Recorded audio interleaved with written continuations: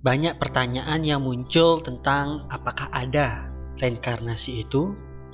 Apakah benar adanya kelahiran kembali roh atau jiwa atau atman ke tubuh yang baru benar-benar terjadi di dunia ini? Banyak misteri dan pertanyaan yang belum dapat terungkap. Setidaknya kisah nyata reinkarnasi, bukti kelahiran kembali ini dapat Anda renungkan terlepas dari percaya atau tidak. Reinkarnasi adalah keyakinan dari beberapa agama seperti agama Hindu dan Buddha. Akan tetapi berikut kisah-kisahnya adalah mengenai penggalan kisah nyata reinkarnasi yang dicatat bukan hanya dari orang-orang yang lahir sebagai penganut agama-agama timur, tetapi juga dari mereka yang beragama Abrahmaik atau Samawi atau Ibraniah. Bahkan dalam psikologi modern, dalam kajian Mind of Technology, reinkarnasi bukanlah satu hal yang asing dan fenomenal. Teknik ini menggali ingatan di kehidupan masa lalu, bahkan kehidupan dari beberapa generasi di kehidupan terdahulu. Hal tersebut lazim digunakan dalam kajian Mind of Technology. Teknik tersebut bahkan diajarkan dalam pelatihan-pelatihan hipnoterapi tingkat advance.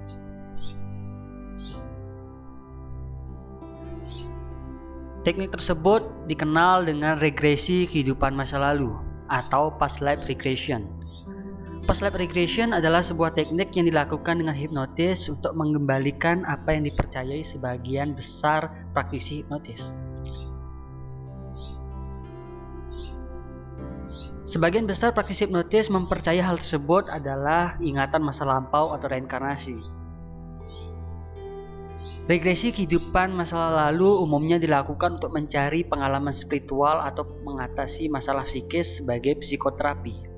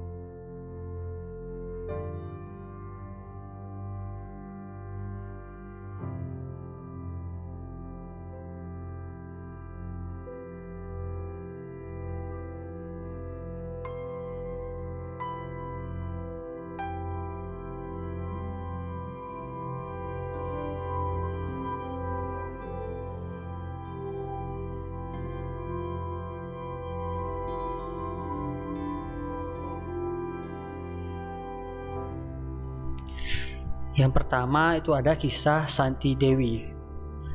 Santi Dewi adalah seorang gadis muda dari India yang tinggal di Delhi, yang lahir pada tahun 1926, di mana pada umur 3 tahun mulai mengingat dan bercerita tentang hal-hal dari kehidupan masa lalunya di kota Mutra yang jauhnya 80 mil dari tempat kelahirannya. Dia mengatakan bahwa dia telah menikahi seorang saudagar kain yang melahirkan seorang anak laki-laki dan meninggal dunia 10 tahun kemudian. Dan banyak pernyataan yang diceritakan secara detail tentang kehidupan masa lalunya sampai ia berumur 9 tahun. Sampai kemudian suatu komisi dibentuk untuk merencanakan dan menyaksikan kunjungannya ke Mutra, di mana tempat keluarga yang sering disebut oleh Santi Dewi. dan menyaksikan bahwa ia benar-benar mengenali sanak saudaranya yang lain di masa lalu, di mana dia mengetahui dengan detail jalan ke rumahnya yang dahulu dikenalinya, dan bahkan mengungkapkan bahwa ada uang yang disembunyikan di dalam rumah tersebut.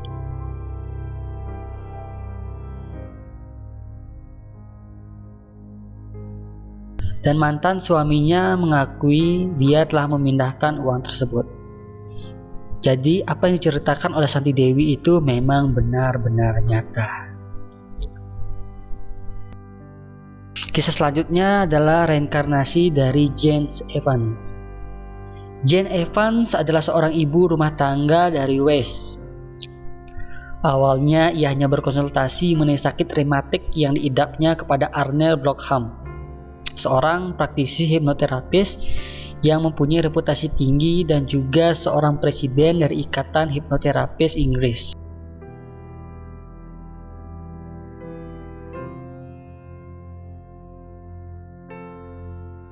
Namun kemudian di sesi hipnosisnya, ia mengungkapkan 7 kehidupan masa lalunya, termasuk 1 kehidupan saat ia sebagai seorang wanita Yahudi yang hidup di kota New York, Inggris pada abad ke-12.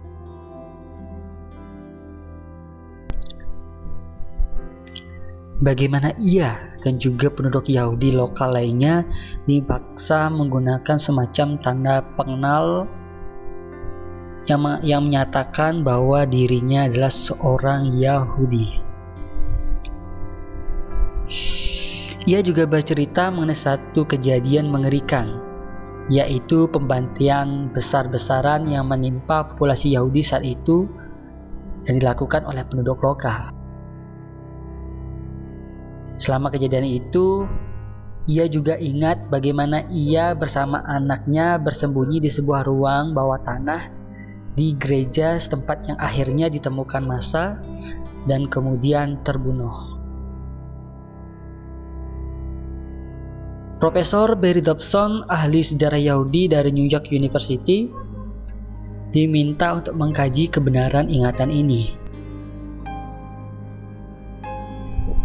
Ia kemudian menemukan bahwa deskripsi kehidupan di abad ke-12 yang disampaikan oleh Jane mempunyai tingkat akurasi yang sangat mengagumkan.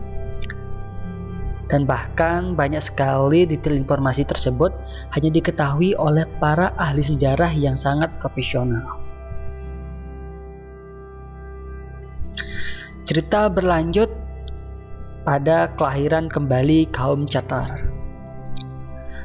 Nyonya Smith mengaku sejak usia 10 tahun kerap dihantui mimpi bahwa ia pernah hidup sebagai istri pendeta kaum Catar di abad ke-13. Saat dalam perawatan, ia bisa menceritakan detail pembantaian massal terhadap kaum Catar di Eropa. Akan tetapi karena dianggap sebagai aliran sesat dari agama Kristen, Nyonya Smith menyebutkan bahwa banyak pendeta Catar yang dibunuh dan dibakar. Ia sendiri mengakui bahwa dirinya pernah diikat dan dibakar hidup-hidup di tumpukan kayu bakar. Ia juga menggambarkan detail pakaian, struktur bangunan, dan peradaban di masa itu. Sang dokter pun melakukan penelitian detail dan melakukan cross-check terhadap pengakuan si pasien. Ia terkejut ketika menemukan sebuah fakta sejarah yang sejalan dengan penuturan Nyonya Smith. Yang notabene Nyonya Smith tidak pernah sama sekali mempelajari sejarah kaum Catar.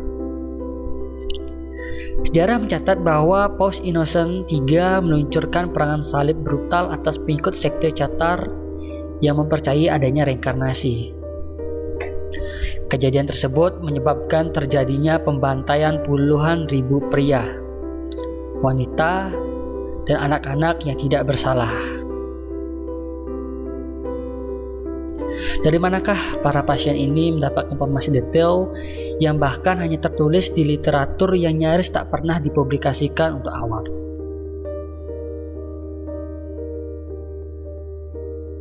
Oke, cerita berlanjut kepada kisah Cameron McLeay Reincarnation.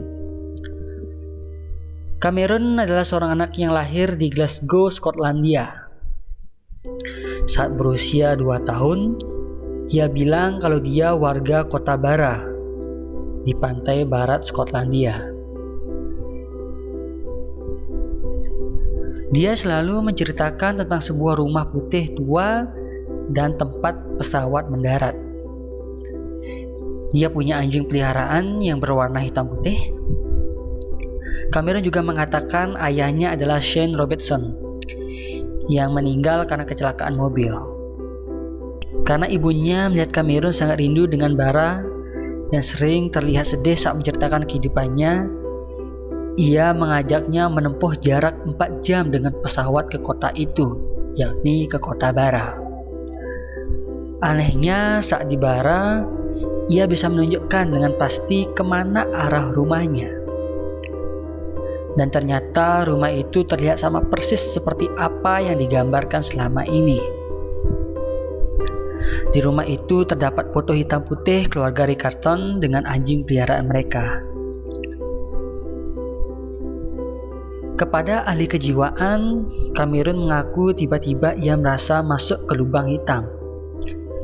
Dan tiba-tiba ia berada di perut ibunya. Kisah ini menjadi kisah terbaik yang terdokumentasi dengan detail pada kasus reinkarnasi. Selanjutnya ada kisah James Langer Reincarnation. James diberikan hadiah pesawat terbang mainan dari orang tuanya. Sejak saat itu dia jadi terobsesi sama pesawat terbang. Tapi sekaligus jadi sering dapat mimpi buruk.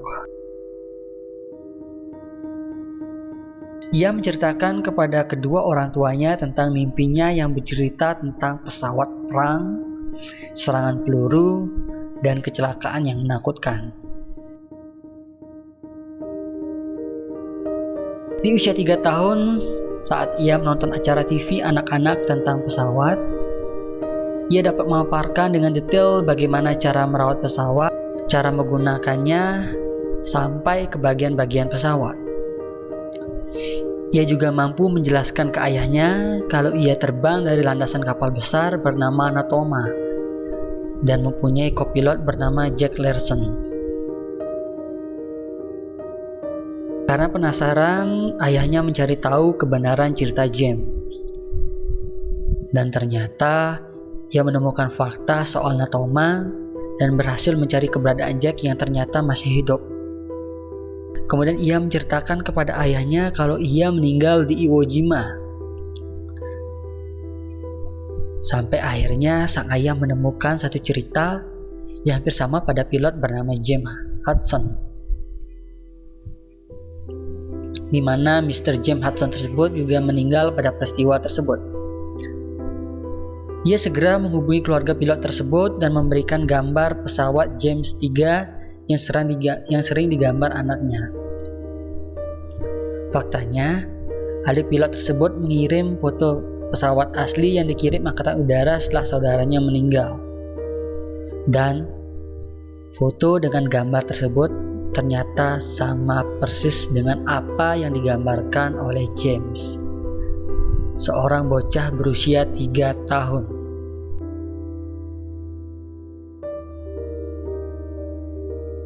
Kisah selanjutnya ada kisah dari Gus Taylor.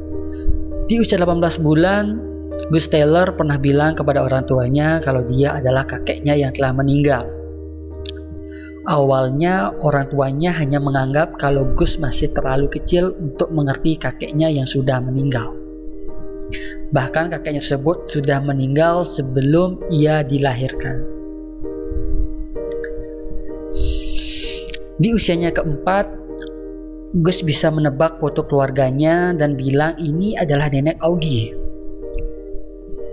Keluarga Gus punya rahasia yang gak pernah diungkapkan, yaitu kematian adik kakeknya yang meninggal karena dibunuh dan dibuang di San Francisco Bay, Amerika Serikat. Akhirnya, seluruh keluarga merasa yakin kalau ia merupakan reinkarnasi kakek tersebut. Setelah mendengar cerita Gus soal kasus pembunuhan nenek Augie secara detail dan sangat jelas. Kata Gus, setelah ia meninggal, Tuhan memberikannya tiket untuk lahir kembali. Ia harus melewati terowongan hitam panjang dan akhirnya lahir sebagai seorang Gus Tyler. Kemudian cerita berlanjut, yakni kisah yang terjadi di Cina, yakni kisah Tang Yangshan. Tang Yangshan 2002, edisi ke-7 tahun 2002, majalah Femina Dunia Timur dari Provinsi Naihan, Tiongkok, telah membuat sebuah kisah reinkarnasi yang mengharukan, di mana mengisahkan pengalaman dari Tang Yangshan dari Kecamatan Gangcheng, Kota Dongfang di timur pulau Provinsi Hainan. Tang Yangshan lahir pada tahun 1976 ketika berumur 3 tahun. Pada suatu hari, ia tiba-tiba mengatakan kepada orang tuanya, "Saya bukan anak kalian. Pada kehidupan lampau nama saya adalah Cheng Mingdao. Ayah kehidupan lampauku bernama Sandi. Rumah saya di Danso dekat laut." Omongan ini kalau didengar orang lain bagaikan omong kosong. Dan perlu diketahui, Danso terletak di utara Pulau Hainan, berjarak 160 km dari kota Dongfang. Selain itu, Tang Yangshan juga mengatakan bahwa dirinya dibunuh dengan menggunakan golok dan tombak di dalam aksi kekerasan pada masa revolusi kebudayaan. Konon, di bagian pinggangnya masih terdapat bekas luka bacok peninggalan kehidupan masa lalu. Yang membuat orang merasa takjub ialah Tang Yangshan mampu berbicara dialek Dangso dengan sangat fasih. Dan Dangso berbicara bahasa Jun. Berbeda sekali dengan dialek Hokkien kota Dongfang, seorang bocah berumur beberapa tahun. Bagaimana bisa? Pada saat Tang Yangshan berumur 6 tahun, ia mendesak keluarganya untuk membawa mengunjungi kerabatnya pada kehidupan masa lampau. Keluarganya tidak mau, maka ia pun memilih untuk mogok makan. Akhirnya sang ayah menurutinya dan di bawah pengarahannya berkendara menuju tempat yang dimaksud, yakni di desa Huangyu, Kecamatan Xingyin, kota Danso. Tang Yangshan langsung menuju keberadaan Pak Tua Chen Zhangying dengan menggunakan bahasa Danso dan memanggilnya Sandi, dan mengatakan dirinya bernama Chen Mingdao. Chen Mingdao adalah putra Chen Xingyang pada masa revolusi besar kebudayaan, namun oleh karena bentrokan fisik sehingga dibinasakan orang. Sesudah meninggal, ia terlahir kembali di Kecamatan Gangcheng, Kota Dongfang. Kini datang mencari orang tua kehidupan masa lampaunya. Mendengar penuturan itu, Chen Zhangying tertegun sejenak. Tak tahu bagaimana harus bersikap. Kemudian si anak kecil ini menunjukkan kamar tidur kehidupan masa lampaunya dan menghitung satu persatu benda-benda pada kehidupan lampaunya. Menyaksikan semuanya ini dengan kenyataan pada masa lalu sama sekali tidak meleset. Pak Tua Chen Zhangying berpelukan menangis karena terharu dengan Tang Yangshan. dan memastikan memang ia adalah kelahiran kembali anaknya yang bernama Cheng Mingdao. Tang Jiangshan juga telah mengenali kedua kakak perempuan dan kedua adik perempuannya serta para sobat kampung lainnya. Bahkan termasuk teman wanita pada kehidupan masa lampaunya, yakni Si Suxiang. Semua kejadian ini telah membuat takluk kerabat dan tetangga Cheng Mingdao.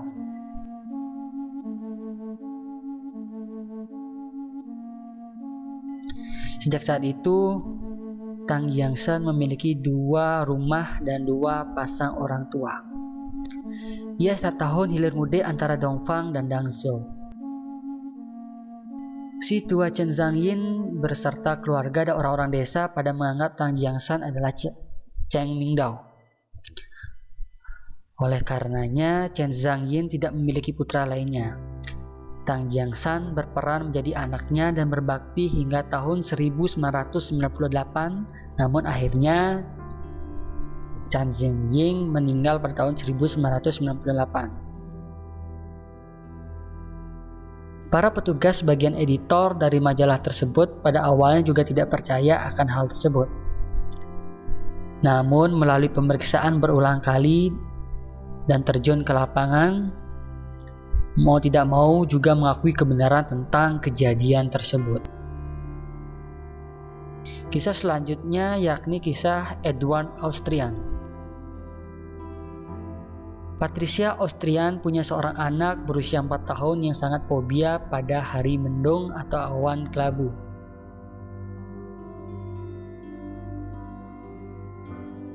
Suatu hari ia bilang kepada ibunya kalau tenggorokannya sangat sakit. Saat menceritakan kenapa tenggorokannya sakit, Edward bilang kalau ia sakit akibat saat meninggal dulu karena ditembak di bagian tenggorokan. Katanya, saat ditembak rasanya sangat sakit. Dan ia terlibat pada Perang Dunia Pertama serta menjelaskan pengalaman perangnya secara detail. Saat pertama kali mengunjungi dokter menemukan adanya daging tumbuh di tenggorokannya, tapi tidak mengerti bagaimana cara menyembuhkannya. Sepanjang waktu, Edward menceritakan kehidupan di masa lalu termasuk bagaimana ia bisa meninggal. Yang bikin aneh, beberapa lama kemudian, benjolan di tenggorokan Edward menghilang.